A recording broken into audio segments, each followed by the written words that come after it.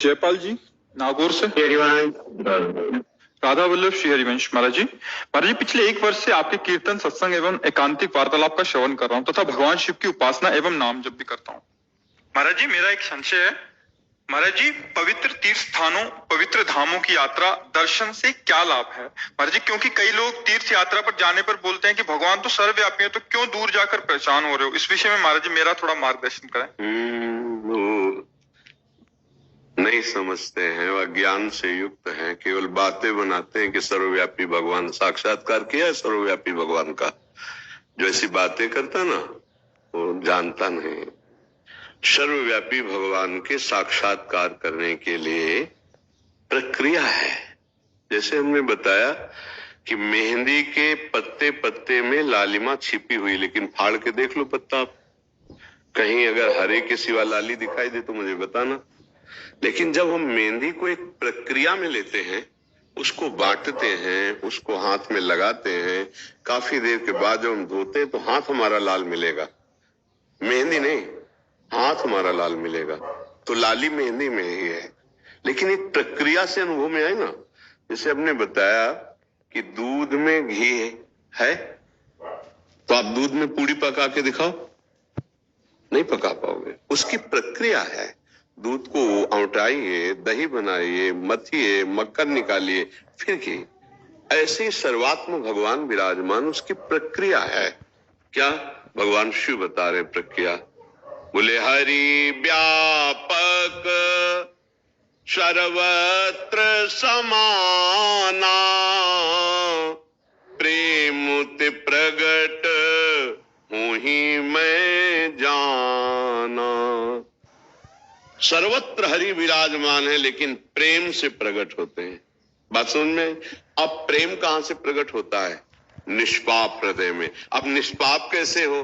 तो बोले चलो हरिद्वार चलते हैं, गंगा स्नान करते हैं, चलो काशी चलते हैं, वहां चलो द्वारिकापुरी चलते हैं, उज्जैन वृंदावन धाम चलते हैं, संत संग करते हैं, दूसरों को सुख पहुंचाते हैं। अब जब संत संग किया, पता चला नाम जप करो, संयम से रहो, पाप आचरण मत करो, अधर्म आचरण मत करो।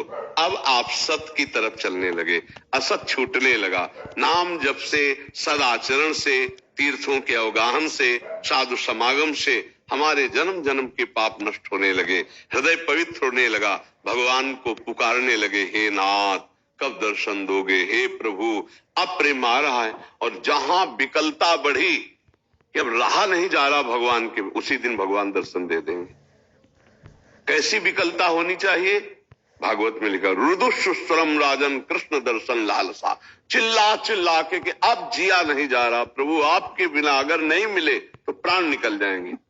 ऐसा भगवान के प्रति। बोले भगवान के दर्शन के लिए विकलता कैसी चाहिए? एक शिष्य ने पूछा, तो बोले चलो यमुना जी ले गए, बोले डुबकी लगाओ, लगाया, दबा दिया, और थोड़ी देर तो ऐसे रहा, जब श्वास लेने को एकदम ऐसे निकला, और कहा गुरुजी अगर अब ना निकलते तो प्राण निकल जाते। बोले ऐसी जब विकलता होगी जैसे अभी श्वास लेने के लिए थी कि अगर अब ना मिली तो प्राण निकल जाएंगे, ऐसे अगर अब हरि ना मिले तो प्राण निकल, उसी दिन भगवान का साक्षात्कार हो जाए।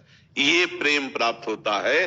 तीर्थ अवगाहन, भगवद विग्रह दर्शन, साधु समागम, नाम जप, अच्छे आचरण, पापाचरण का त्याग, पापों का नाश, तब प्रेम प्रकट होता। उसी प्रेम से भगवान प्राप्त होते, इसलिए जरूरी है ये सब। वो क्या जाने, वो क्या, जो केवल बात बना देने से थोड़ी बात बनती है दूध के रेसे रेसे में घी पूरी पका के दिखाओ। गाय के पूरे शरीर में दूध है, उसका एक स्थान है, दुग्ध का स्थान। जब बछड़ा ऐसे ऐसे करता है तो पूरे शरीर के रक्त से दुग्ध बनकर के थनों में आता है।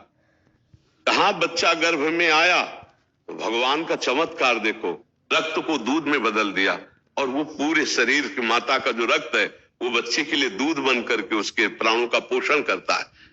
जैसे पूरे शरीर में गाय के दुग्ध विराजमान है, पर आप निकाल नहीं सकते कि यहां से हम कान से दूध निकाल ले, वो थन का स्थान है। वहां जब बछड़ा करे तो पिन्हा जाती है, उसके रक्त का ही दूध बनता है। गाय के शरीर के जो पहले जो पाचन तंत्र में, वो फिर जाकर के बनता है। तो ऐसे ही स्थान है ना गाय के दूध का थन, ऐसे ही स्थान है काशी, द्वारिका, अयोध्या, मथुरा, वृंदावन, ये जो भगवान के दिव्य स्थान है, ये हमारे पाप नष्ट करते हैं, ये हमारे हृदय को पवित्र करते हैं, और पवित्र हृदय में ही भगवान की प्राप्ति की चाह होती है। इसलिए प्राय जो भगवत प्राप्ति की चाह रखते, धामों की यात्रा करने, 4 दिन यहाँ रुके, 4 दिन, और कष्ट सहते हैं, गंगा यमुना का अवगाहन करते हैं, भगवान के दर्शन करते हैं, परिक्रमा करते हैं, जो कुछ बन सका दूसरों की सेवा करते हैं, भजन करते हैं। इन लोगों की बातें नहीं सुने जो ऐसे केवल गप। तो जब प्राप्त करने की बात आएगी तो भागोगे तुम भी। चलो अमुक जगह के संतों के मिले, अमुक संतों से मिले, क्योंकि बिना सत्संग के, बिना तीर्थ अवगाहन के, बिना भजन के, बिना पवित्रता के भगवान को किसने पाया? केवल बातों बनाने से थोड़ी भगवान प्राप्त हो जाते हैं। समझ पा रहे हो आप? इसलिए आवश्यक है ये, उनकी बातें मत मानो। अच्छा, वैसे ही आप देखो, आप तो हर जगह घूमते हैं, यहाँ का वायुमंडल कैसा है और बाहर का वायुमंडल कैसा है, आप खुद देख लो। एक भागवतिक वायुमंडल है, नहीं, एक अलौकिकता नहीं लगती वृंदावन में। अगर आपकी दृष्टि सही है तो आपको एक अलौकिक आनंद लगेगा कि भाई ये तो दुनिया से निराला है। जहां देखो राधे राधे, जहां देखो कृष्ण कृष्ण, इधर देखो गले में मंदिर मंदिर मंदिर मंदिर, और संसार में देखो क्या है, संसारिकता है। तो ये धाम, अब जैसे काशी जाओ, जगह जगह शिव जी आपको मिलेंगे, जगह जगह भगवान की एक दिव्यता मिलेगी। हरिद्वार जाओ, कितना सुंदर वातावरण, गंगा जी बह रही, पहाड़ है, प्रकृति है, जहां भगवान की महिमा की याद आती, स्मृति आती। तो ये पावन तीर्थ हृदय को पवित्र करते हैं, पापों का नाश करते हैं, अवश्य जाना चाहिए। पर वहां के संयम जान लेने चाहिए कि वहां पाप ना बन पावे, वहां गंदी बात कोई ऐसी ना हो जाए, क्योंकि बाहर गंदी बात हुई तो वहां नष्ट हो जाएंगे, वहां अगर हो गई तो बहुत मुश्किल पड़ेगा नष्ट होना। तो इसलिए बहुत सावधानी से तीर्थों में जाए, दूसरों का खाने की चेष्टा न करे, दूसरों को सताने की चेष्टा न करे, कोई पापाचरण न करे, अपने को कष्ट दे। मान लो 2 टाइम भोजन पाते होते, तीर्थ जाए, एक दिन उपवास करे, एक दिन एक बार आहार कर ले, और खूब भजन करे, खूब परिक्रमा करे, गंगा स्नान करे, नाम कीर्तन करे, ये कमाने जाया जाता है। इससे पाप नष्ट होते, हृदय पवित्र होता है, जीवन उन्नतिशील होता है। समझ पाए?